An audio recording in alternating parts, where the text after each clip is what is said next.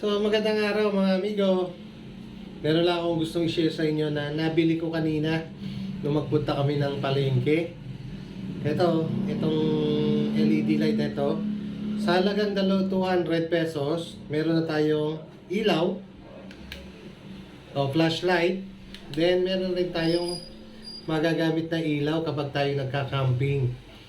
Pero hindi ko pa ito nasusubukan kung gaano katagal yung kanyang ilaw magtatagal kung ilang oras. Meron din siyang dim.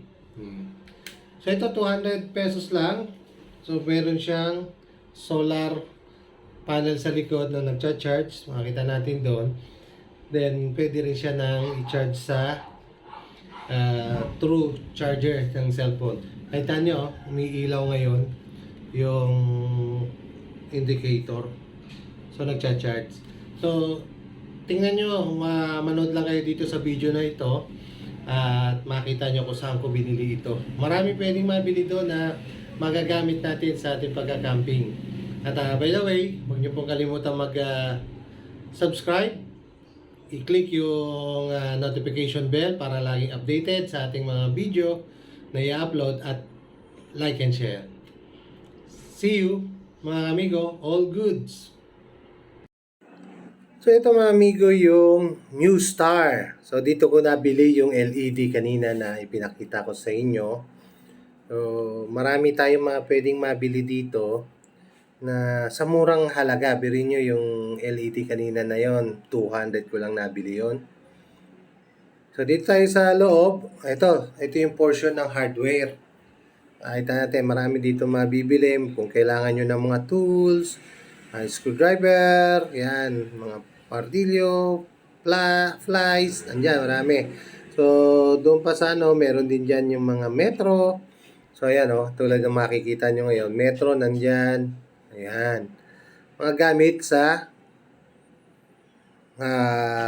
pagtatayo ng mga bahay. O yan, may mga pala. So, meron din dito sa New Star. So, pwede kayong pumunta rito. Mura lang ang presyo nila. Hindi ganun kamahal. Then dito sa susunod na block, dito naman yung mga sapet sa kaliwa, dito naman sa kanan may kinalaman naman doon sa mga gamit sa motor. Yan. Yan, tulad ng mga helmet, meron din sila rito.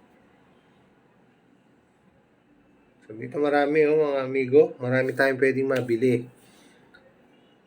So ito naman mga amigo, yung mga kalan na debutane. Ayan So, meron din sila yung mga DLPG.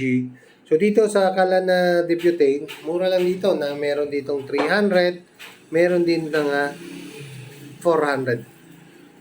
Mura Yan lang yung presyo. Talagang magagamit natin sa ating pagbaban life, sa pagka-camping natin. Kaya kung kailangan nyo naman ng mga high power na mga kalan, ayan. Then may mga pinibenta rin silang tangke ng LPG na may laman na ito 1.8. Wala pa pala laman to.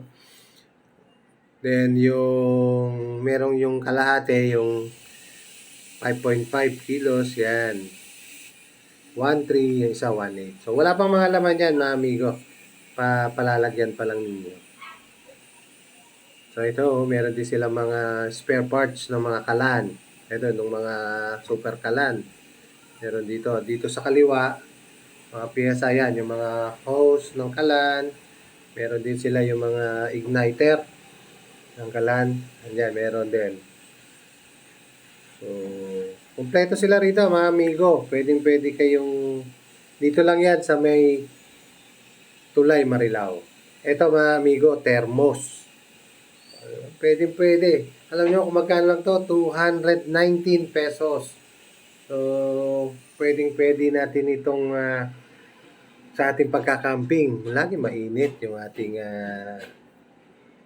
tubig pagka tayo magkakape. So, pasyal kayo rito mga amigo. Napasyal lang ako dito kanina. So, pwede tayo baka may makakailangan kayo. Mura lang dito.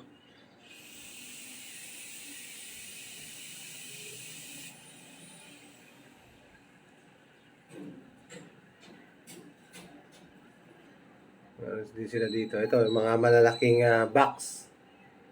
So, ito yung isa pang nais ko ipakita sa inyo. Itong mga electric fan na ito. Ayan, talagang malakas. Kaya, pag-buksan, no? Yun, no? Ang lakas ng hangin yan.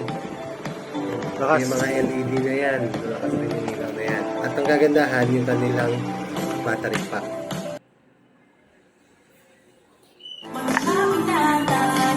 So, marami tayong mga bibili dito mga amigo.